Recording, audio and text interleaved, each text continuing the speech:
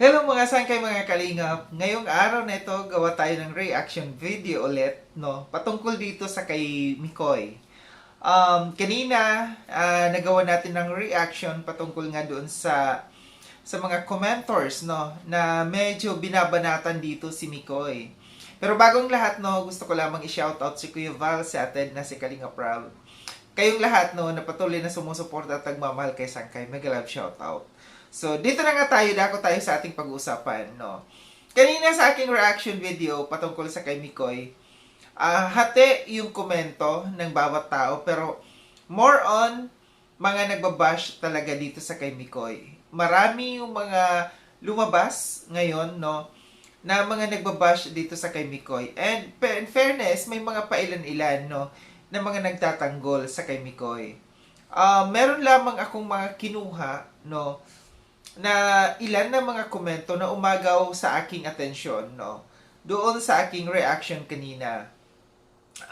Ito nga yung isa dito, no? Na sinasabi dito, parang magtatayo siya ng sarili niyang group using Kalingap.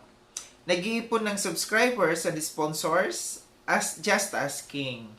So, ito yung isa sa mga komento na umagaw sa aking atensyon kasi may napapansin na lumalabas na, no, dumadami na yung mga nagbibigay ng opinion at nagbibigay ng kanilang saloobin, yung kanilang nararamdaman, ng kanilang napapansin dito sa kay Mikoy.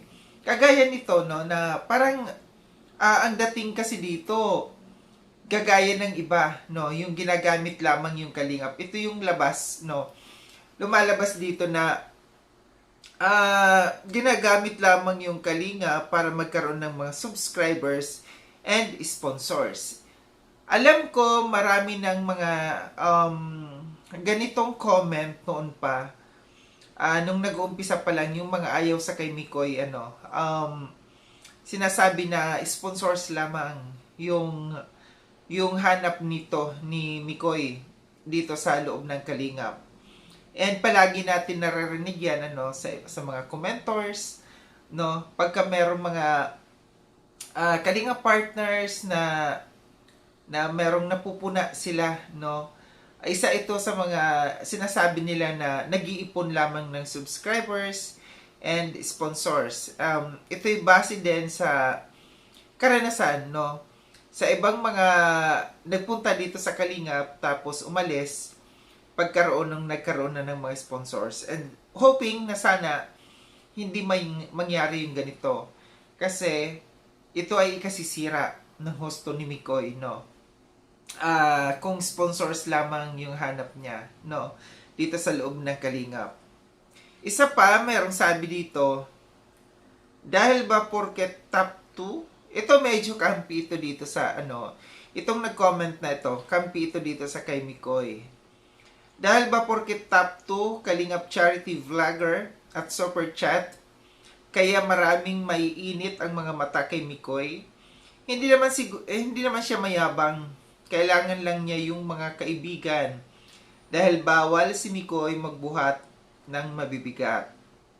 So dito pumasok ito kasi naalala natin nung isang araw yata, no, na nagkaroon ng survey dito si July Paunil, no, na itong si Mikoy ay pumasok sa top 2, no, ng super chat dito sa kanyang survey. So dito din, no, ito yung ipinunto dito itong commentor na ito, na dahil daw ba naging top 2 si Mikoy, kaya ginawa ng issue, kaya naging maingay dito si Mikoy, no. At sinabi pa niya dito na yun nga daw yung explanation dito ni Mikoy, na kaya siya kinakailangan na merong mga kasama kasi nga bawal siya na magbuhat, no, ng mabibigat. Dito sa siguro hindi naman siguro kaya na puna dito si Mikoy sa kanyang, kung ano man yung kanyang nilabag na rules, hindi naman siguro kasali dito yung pagiging top 2 niya, no, sa super chat. Nga lang talaga, meron lang talagang napansin yung mga tao no, and yung mga ibang kasamahan natin reactors, and patungkol nga dito sa sa na nilabag di umano ni Mikoy na rules dito sa loob ng Kalingap. Ito pa sabi, kampi rin ito sa kampi rin ito sa kay Mikoy. Sabi niya, happy na naman ang mga mapanghusgang tao dito dahil may mapupulutan na sila. Nakaka-cancer din kaya ang sakit na mapanghusga. Naalala ko tuloy ang taong grabe kung humusga. Kung grabing husgahan ang Rochelle noon, hindi rin nagtagal biglang natigok. nadamay patuloy dito yung taong nananahimik na sa akin lang wag na natin idamay yung mga taong namayapa na bigyan natin sila ng respeto kung sino man yung tinutukoy nitong commentor na ito. Lahat tayo pupunta doon. Pagka yung isang tao na mahinga na, hayaan na natin siyang mamahinga. Huwag na natin pang idamay pa dito. Ang pinag-uusapan lang kasi dito sa mga komento na ito, ang bottom line dito, ang pinag-uusapan dito, yung nilabag na rules, yung nakita na nilabag na rules dito ni Mikoy, dahil nga dito sa kanyang mga kaibigan. Napakasimple lamang. Madaling solusyonan, madaling mapahupa itong issue na ito kung si Mikoy ay magsalita. Manghingi ng sorry kung kinakailangan, kung meron siyang mga nasaktan na mga tao, kung meron siyang nilabag, madaling humingi ng sorry, mag-public apology, para matapos. Kasi pansin ko mas lalong lumalala. Mas lalong magiging komplikado ito. Lalo na gagaya nito ng mga commentors na kinakalkal na yung kung ano-ano. Andiyan pasok na yung naghahanap ng sponsors, which is ang usapan lamang kasi dito, yung rules na nilabag yung kanyang mga kaibigan, Ngayon, napakasimple, solusyonan, isa na yung sinabi ko na manghingi ng sorry kung meron siyang nagawa. Pangalawa, itama, yung dapat itama. Yung kanyang mga kaibigan, na pasok sa Kalingap. Kung ito'y wala naman sa pilitan, hindi naman sa pinipilit. Pero requirements ito, na kung meron kang kung ikaw isang Kalingap partners, bawal ka na makipag-collab sa iba, madaling solusyonan kung gusto nila na talagang nakadikit sila sa kay Mikoy, magpa-register, Yun lang yung usapan, magpa-register dito sa loob ng Kalingap. Hindi na yung pahabain pa. Nasa kay Mikoy kasi yan kung gusto niya na ganito, na nakakaladkad yung kanyang pangalan, nako-content siya ng nako-content, lumalabas yung mga bashers niya, mas lalong dumadami ang mga bashers niya sa ngayon, dahil nga dito sa napuna sa kanya. Unang-una yung kanyang attitude, yung pinapansin dito ng mga karamihan, yung kanyang attitude, hindi malayo na makalkal pa kung ano man yung mga pwedeng mga personal, mga personal na buhay niya, makalkal pa ng kung sino man diyan, kung ito'y palalalain, kung ito'y hindi niya bibigyan ng atensyon, kinakailangan, tingin ko kinakailangan na manghingi ng sorry si Mikoy dito sa lalong na dito sa mga viewers, sa napapansin nila na yung pag-uugali ni Mikoy. Very important yan, na sinabi ko nga kanina na kinakailangan maging down to earth tayo, kasi mawawala yung yung mga tagahanga natin kung ito'y tuloy-tuloy na makikitaan at mapupunan nila yung pagbabago na pag-uugali ni Mikoy, kung meron man, kasi ako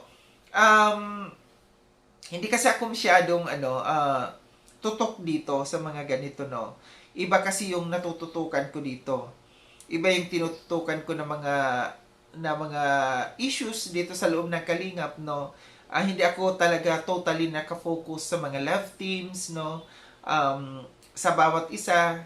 So, ang totok ko dito, yung kagaya nito na may mga nilalabag na mga rules dito sa loob ng Kalingap. Bilang isang watchers, no, tayo'y nagmamatsyag, no, tinitingnan natin kung sino yung mga nakakalabag, kung sino yung mga may ginagawang hindi maganda. Pero yung makatutok ka talaga, no, dito sa mga love teams, no, hindi ako masyado. Nalalaman ko na lamang yan kung may mga nagko-comment, nagme-message sa akin, no. Ang sa akin lamang dito, kung meron man, pagkakamali, paglabag, pagbabago ng pag-uugali ni Mikoy, baguhin, no. Baguhin, manghingi ng sorry kasi ganito ang buhay sa social media, no.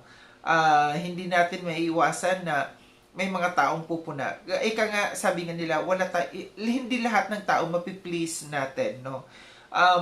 Kahit meron kang ginagawang maganda, meron pa rin mga taong makakapuna sa iyo, no. Para sa kaya tatahimik, no, siguro sundin na lang kung ano yung dapat sundin dito ni Mikoy, no. Alam kong napapanood ni Mikoy yung mga reactions patungkol sa kanya. And bilang isang baguhan, no, mas maganda siguro talaga yung maging lang tayo, no, maging humble na lang. Sumunod kung ano yung mga ipinag-uutos, kung ano yung mga ipinagbabawal, hindi rin naman yun makakasama sa'yo. And besides, no, dapat maging thankful si Mikoy dito sa loob ng Kalingap dahil kung wala yung Kalingap, no, hindi niya matatamasa kung anong meron siya sa ngayon. So ito lang aking reaction patungkol dito, no, na sana, hoping ako na sana ma-solve, matapos, no. Napakadaling solusyonan itong issue na ito, no.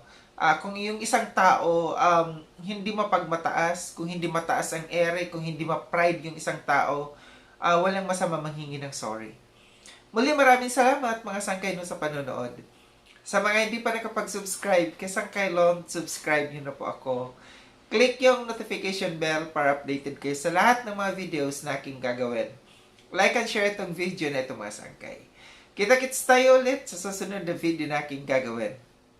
Ingat kayo sa ang dako ng mundo man kayo naroon. Paalam na mga sangkay, mga kalinga, paalam.